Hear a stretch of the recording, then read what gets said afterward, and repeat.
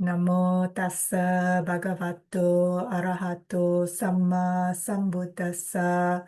Namo tassa bhagavato arahato samma sambuddhassa. Namo tassa bhagavato arahato samma sambuddhassa. Sadhu, sadhu, sadhu. Okay, so today we are going to continue our reading of the great disciples of the Buddha. We are on the chapters of Venerable Ananda, who was the personal attendant of the Buddha, the one that served him the longest. So the Buddha, prior to Venerable Ananda, the Buddha had other personal attendants as well, but Venerable Ananda was the one that served him the longest until the parinibbana of the Buddha. And also Venerable Ananda is a cousin of the Buddha as well. So in the last reading, we read a little bit about the conversations between the Buddha and Venerable Ananda. Those were just some examples. Obviously, the close relationship that Ananda had with the Buddha meant that they probably had a lot of conversations together. And a lot of these conversations turned into the discourses or the teachings that we read and study from today. So it is thanks to Venerable Ananda's diligence and curiosity that we are now well equipped, gifted, in fact, with access to all these teachings. And of course, Venerable Ananda's incredible memory, the ability, the skill to be able to memorize all the teachings, all the discourses that the Buddha gave, which is quite extraordinary. Okay, so today we're going to read about Venerable Ananda's former lives, his previous births, before his final existence. So Ananda's former lives. So Ananda's original aspiration to great discipleship, meaning to become one of the great disciples of a Buddha, was formed under the Buddha Padumuttara. So this was Buddha Padumuttara 100,000 aeons in the past. So that is a very, very, very, very long time, 100,000 aeons is, correct me if I'm wrong, Brother Sachinji, but one aeon I understand to be the expansion of the universe, and then it stays like that for a while, and then the contraction of the universe, and then it stays like that for a while. Am I right? That's one aeon. Or is it? Really to say, I too do not remember exactly, but it is very long period what I remember. Okay, because I always confuse myself with aeon and one kalpa. So it's one or the other. So one is a measure of the period of time for the expansion, because if I recall, the time for expansion of the universe and the time the universe stays expanded, and the time it's contracted and it stays contracted, each of them I each of think them are the same. same. Yes, So it's like I four think it is times. same. Yes, it is 1 billion years. The Google is saying Oh, sorry? 1 billion years. 1 billion years. 1 billion Yes, years is one aeon. yes. Okay. So it's a very long time if we take that and we multiply that by 100,000. So Oh it's my probably goodness. yeah. Really very big, very big. Yeah, quite unimaginable in terms of times and lifetimes.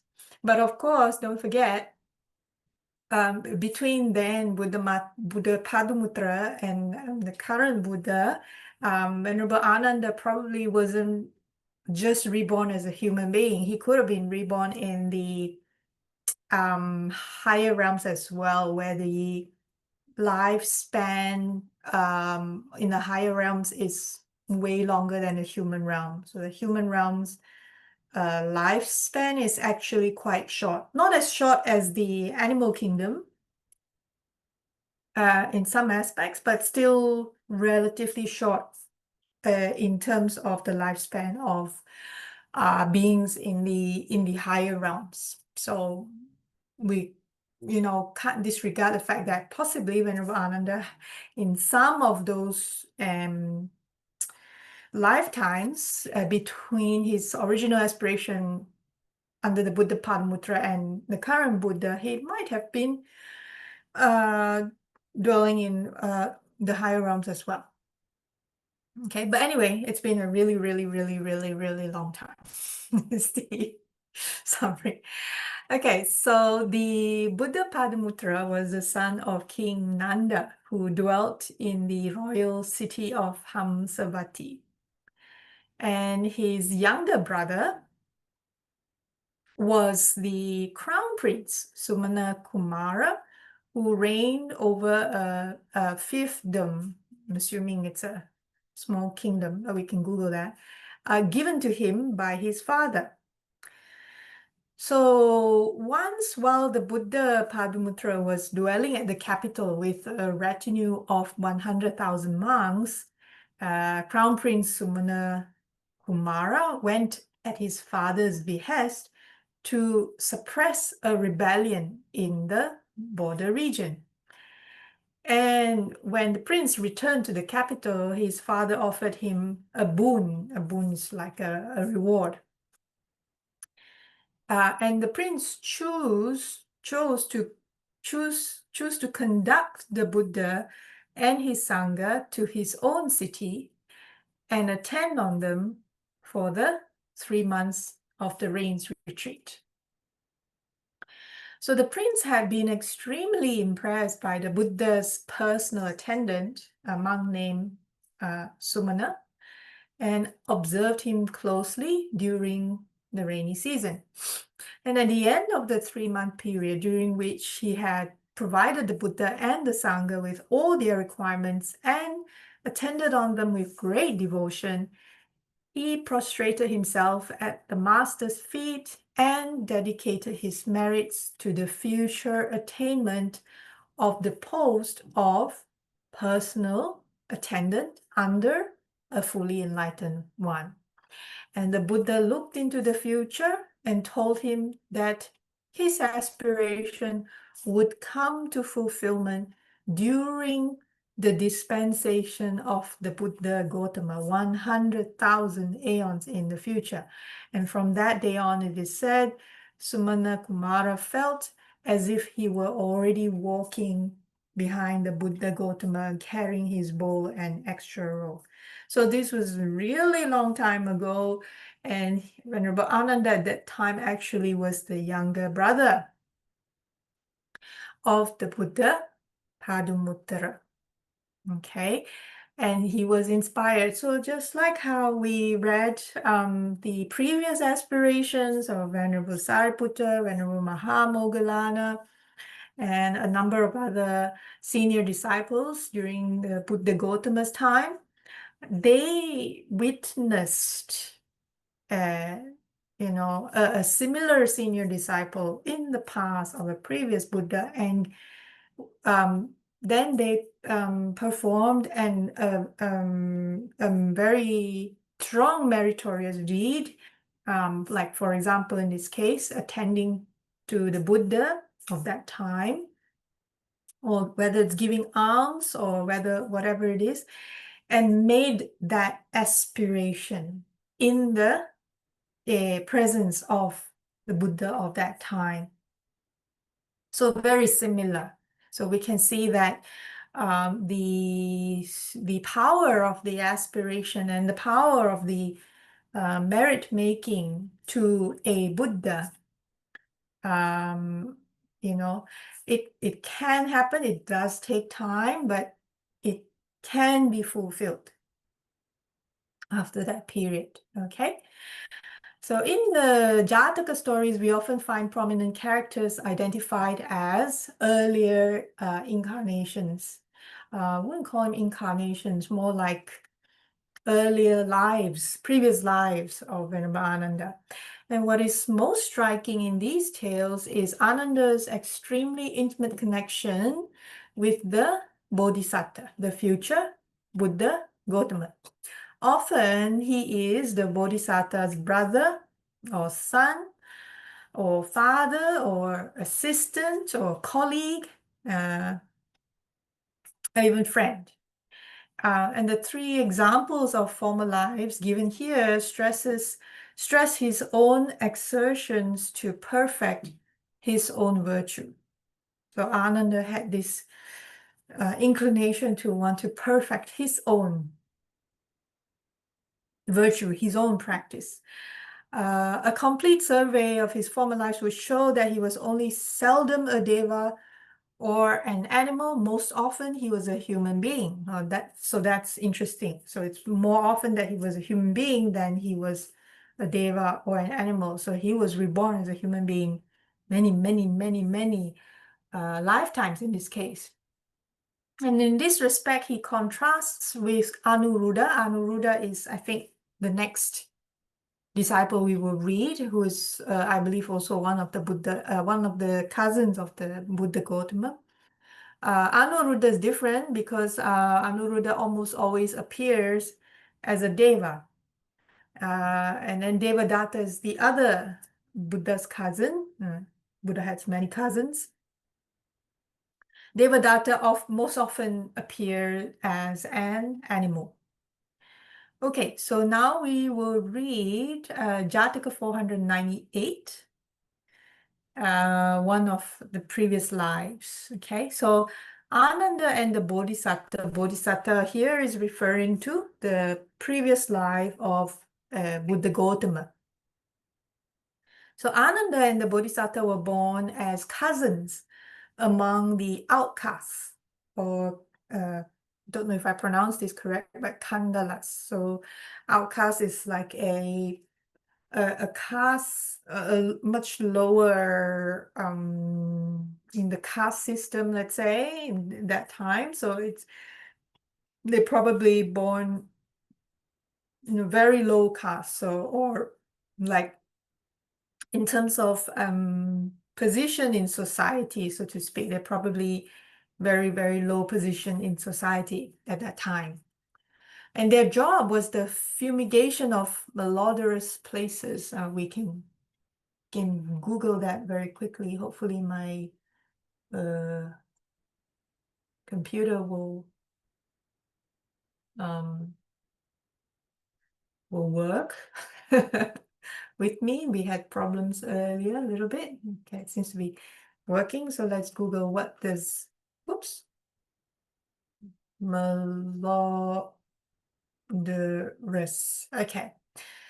So Google says malodorous means smelling very unpleasant, which probably means it's kind of like places where there's a lot of bacteria, or it smells unpleasant probably because of a reason. It's dirty, it's full of probably illness prone, whatever.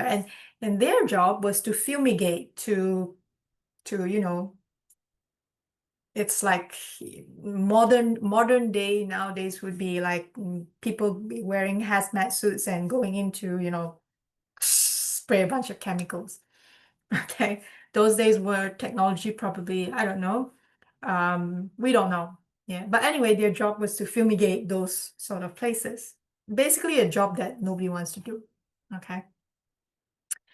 So in order to escape the contempt they were held in, they were a position in society that, you know, weren't very much, let's say people didn't really look up to them. So they were always in contempt. So they then disguise themselves as young Brahmins, so pretend that they're young Brahmins, which is the highest caste, and they went to the university at Takasila to study. Unfortunately, their deceit was discovered, and they were beaten up by their fellow students. Then a wise and kindly man ordered the students to stop and advised the two caṇḍālas to become ascetics. They followed this advice, and in due course, they passed away. And as a punishment for their deceit, they were reborn as animals, as offsprings of a doe. A doe is a female deer. Then, when they were reborn as deers, they were inseparable, and they died together by the arrow of a hunter. And in the next life after that, they were seahawks, and again they died together because of a hunter. And with this, their existences below the human level means animal kingdom and below, came to an end. So after that, Ananda was born as the son of a king, and the Bodhisatta as the son of the royal chaplain. The royal chaplain is like a trying to think of let me go to Google and see if they can think of a better word. Chaplain. Chaplain is like, okay, what does it say here? A member of the clergy within the, no. Very good. So a chaplain in modern day society is someone who is a member of the clergy, like a monastic, you can think, well, different thing. They are responsible to give spiritual guidance, let's say. Give moral guidance, spiritual guidance. So in this case, the Bodhisatta is the son of the royal chaplain. So in terms of the king's ministers, royal chaplain is not a minister, so not into politics, but plays a role as like a spiritual advisor to the king. Yeah, that's probably the best way to think of it. The spiritual or the religious advisor to the king. Okay, and so at that time, Ananda was the king's son. Bodhisatta, the Buddha to be, was the royal chaplain's son. So while Ananda held the higher position in a worldly sense, the Bodhisatta had more innate abilities. Innate means natural, inborn. Again, let's go to Google and see what Google says about innate. Yeah, inborn, natural. Oh, gee, I'm quite spot on. Oh, I'm surprised myself. So yes, so the Bodhisatta had more natural inclinations, more abilities. For one thing, he could remember all the above 3 lives, while Ananda could only remember his life as a caṇḍāla. At the age of 16, the Bodhisatta became a sincerely striving ascetic, while Ananda became king. Then later, the Bodhisatta visited the king, and he praised the happiness of asceticism and explained the unsatisfactoriness of the world of the senses. Ananda admitted that he realized this, but he could not let go of his desires, to which he was held fast like an elephant in a swamp. So an elephant in a swamp is an analogy. So a swamp, for those who don't know, is like a smaller lake, but less pleasant. A swamp is something that you don't want to swim in, let's say. So let's see what this Google says. Okay, yeah. So there's some pictures here if you're interested, but you can Google yourself. But it's like here it says an area of low-lying uncultivated ground. So the land is lower, which means that when it rains, the water tends to accumulate, and the water is stagnant, so it doesn't flow really much. And it's kind of ugly. That's like a swamp. So if you consider like an elephant in a swamp, then it's like elephant is like, excuse me, just 1 second, yeah. When we think of elephants, we think of a symbol of majestic kind of, an elephant is a symbol of an animal that's majestic, that's great, so to speak. But in this case, stuck in a swamp, in a low-lying, water-stagnated area that isn't flowing, is what it's trying to say. So Ananda was kind of like in that situation. He's like a king, but stuck in a condition that doesn't flow, that not very comfortable. Okay. So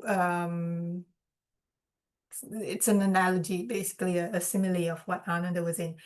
Thereupon the Bodhisatta advised him that even as a king, he could practice virtue, for instance, by not levying unjust taxes and by supporting ascetics and priests. So even then, the Bodhisatta advised him, how to lead a lay life as a king in a good way. But when hot passions arose in him, he should remember his mother, how he had been completely helpless as a baby, and how without his mother's care, he would never have become king. And thereupon, after hearing this, Venerable Ananda resolved to become an ascetic, and both attained to the Brahma world. So they were reborn in the Brahma world, which is the lifespan in the Brahma world is very, very, very, very long. Okay, so that was the first Jātaka tale. The second one, Jātaka number 421. So in this particular life, the Bodhisatta had been born as a poor laborer and endeavored to keep the Upasatta. Upasatta is the precepts, the full moon, new moon. Yeah, as a layperson, you can keep more precepts on those dates. And as the fruit of this, upon his death, he was reborn as a king. So when the Bodhisatta was reborn as a king, Ananda lived in his kingdom as a poor water carrier. So basically just carry water from the, let's say where the rivers or whatever, carry the water to the, let's say well or something, okay? So there are people back in the olden days, their job is that, to carry water. It's a tough job, okay? His whole fortune, Ananda, consisted of a coin, which he had hidden under a stone in a certain place. So when the people in the city held a festival, the water carrier's wife urged him to enjoy himself too, and asked him whether he had any money. And he said he had one coin, but it was 12 miles away, very far away. So she told him to get it and said she had saved up the same amount. And they could buy garlands and incense and drinks with that. So Ananda, in that, as a water carrier, set out in spite of the midday heat, happy in the expectation of enjoying the festival. And when he passed through the courtyard of a king's palace, of the king, in that case, the Bodhisatta reborn as a king, when he passed through the courtyard of the king's palace, he sang a song. And the king saw him and asked the reason for his joyfulness. And he answered that he did not notice the heat as he was being driven by hot desire, and told his story. So the king asked how much his treasure amounted to. maybe 100,000 pieces. And when the king finally heard that it was only 1 coin, he exclaimed, Ananda, the water carrier, should not walk through the heat, but that he would give him a similar coin. So Ananda replied that he was very grateful because then he would have 2 coins. And then the king then offered him 2 coins, but Ananda said no, he would fetch his own coin, nevertheless. So the king now became very excited because the king was kind of like, wow, this person is so happy singing a song and all that. So the king thought he's probably happy because he has a lot of money, but actually he is happy even just with 1 coin. So the king was kind of very amazed at how someone who is with so little can be so happy, you know. And so the king now became excited and raised his offer to millions, to the post of viceroy. Viceroy is okay, let's go back to Google again, but it's a position. So let's go, viceroy. There we go. So, okay. Very good. So here it says a ruler exercising authority in a colony on behalf of a sovereign. That means the king said to Ananda, the water carrier, okay, I have this smaller area that, you know, I'm going to give to you, and you can govern that area as like a small ruler of that area. So the king was willing to give him that position, but Ananda would not let go of his coin. So only when the king offered him half his kingdom, that means half his country pretty much, did Ananda agree. And the kingdom was divided up, and Ananda was called king, 1 coin. Okay. Very interesting, eh? Their relationship. And one day, the 2 kings, because he divided his kingdom, gave him half. So the 2 kings, they went hunting. And when they became tired, the Bodhisatta put his head on the lap of his friend and fell asleep. And then the thought came to Ananda to kill the king and rule the whole kingdom by himself. He was drawing his sword, so he was going to take out his sword when he remembered how grateful he, a poor yokel, that means when he was a water carrier, nothing, just a 1 coin, how grateful he should be to the king. He remembered. And how wicked it was of him to allow such a wish to arise. So he put his sword back in its sheath, but even a second and a third time he was overcome by the same desire. Feeling that this thought might rise in him again and again and could lead him onto very evil deeds, he threw away his sword, he woke the king, he prostrated before him, and he asked his forgiveness. The Bodhisatta forgave him and said he could have the whole kingdom. He himself would be satisfied to serve as a viceroy under him. So the Bodhisatta, he was happy to reverse position. That means the Bodhisatta said to that life Ananda, you know, and said, okay, no worries, you can rule the whole kingdom. I will just be viceroy. I will just take 1 small, you know, colony, 1 small this one, and then I report to you. You can become the king.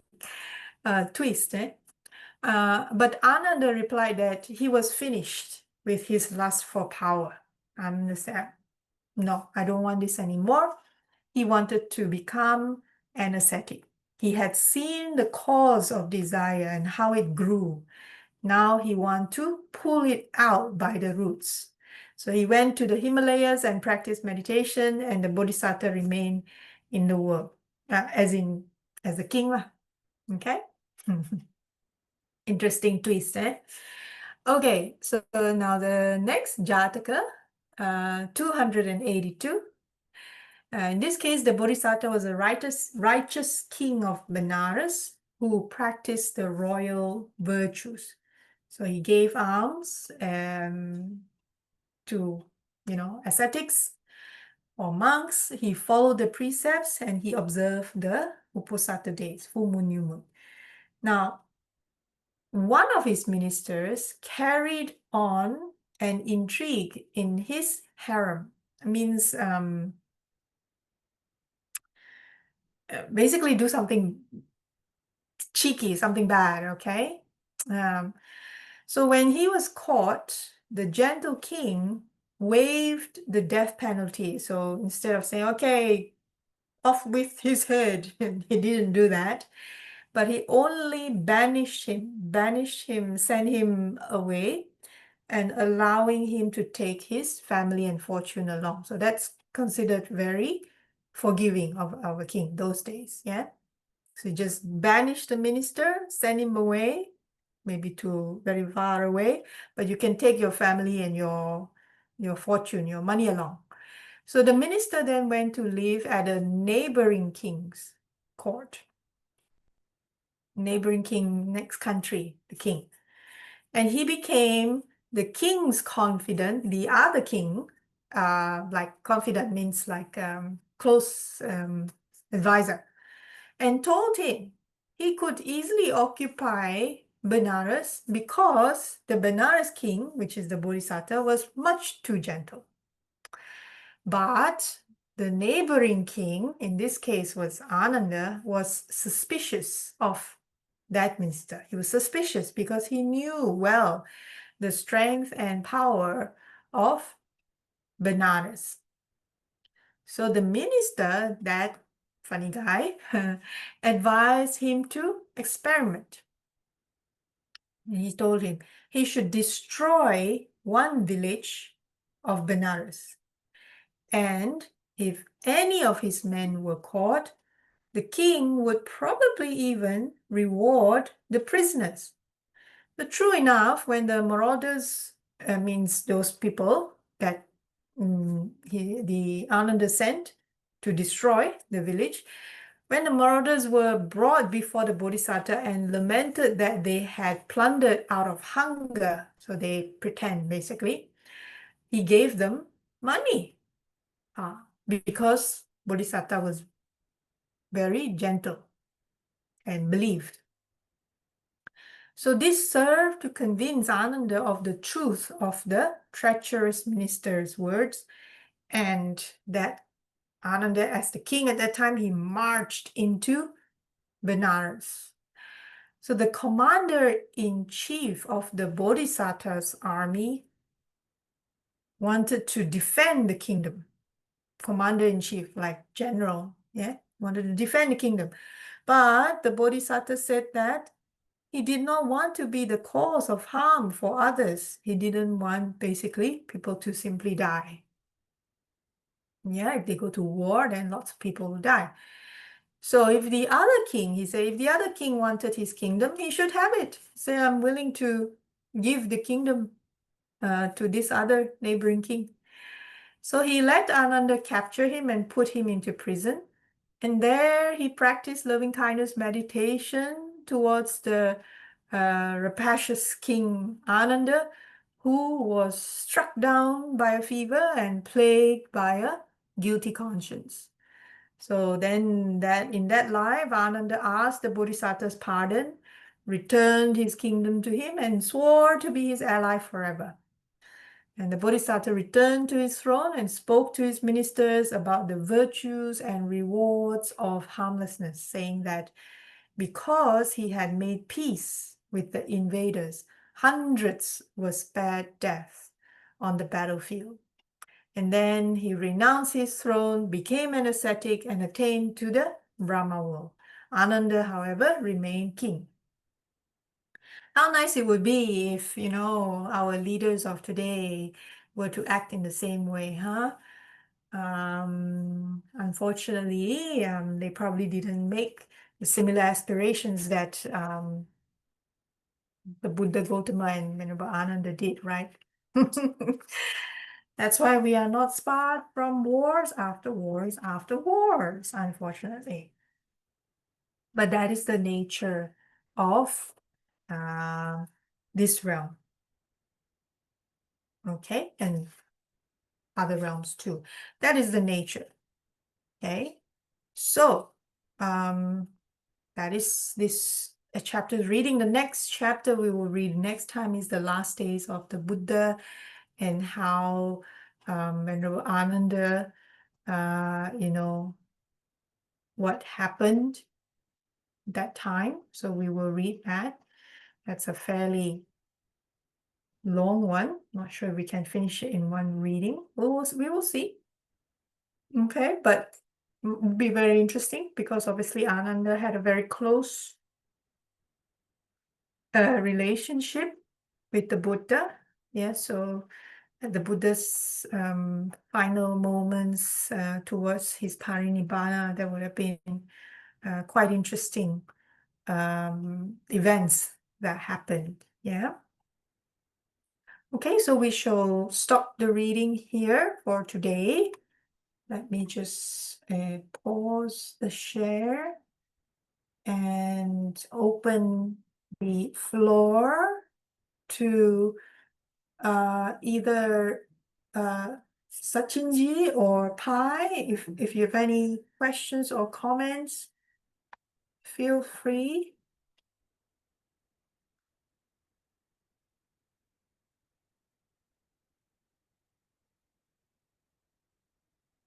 I hope that was useful.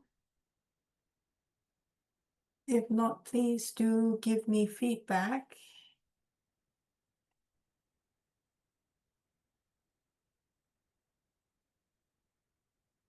So only reading 3 Jātakas today. But I'm assuming that these 3 Jātakas were kind of handpicked by the authors, because they were more, say, significant in terms of their close relationship and how their interactions, the two of them, in those lifetimes, kind of reflect their, how should I say, their, not just their close relationship to one another, but also their respect for each other. Being, not just in terms of the virtues that they have, but also in terms of how they valued each other, let's put it that way, how they valued each other in the kind of positions that they were in. In those cases, reborn as a king of a certain kingdom, let's say. So when a person is born as a king, I don't know about in today's society, but in the society of those days in the past, kings play a very huge role in terms of the livelihood of the people in your country. So it's big responsibility. It's a big, it's not a light position to think about. It's a huge responsibility. So here, I think where the author picked these Jātakas is to kind of show that in these instances, when they were kings, they upheld their virtue very closely, and kept their practice very closely. And because of that, that really influenced the people in their kingdom as well. Okay. Nowadays, of course, it's a very different story, but it would be good if, leaders, kings, whether in the present or in the future, have that kind of mindset. And when they have the kind of mindset that any action that they take will benefit the people in the country or otherwise, then it is only to the benefit of the country and the people and the thriving, so on and so forth. Yeah. So we lack that nowadays, but hopefully there's hope. Things can change. All right. No questions or comments. Okay, we can share merits. Let me just see if I can share the merits here.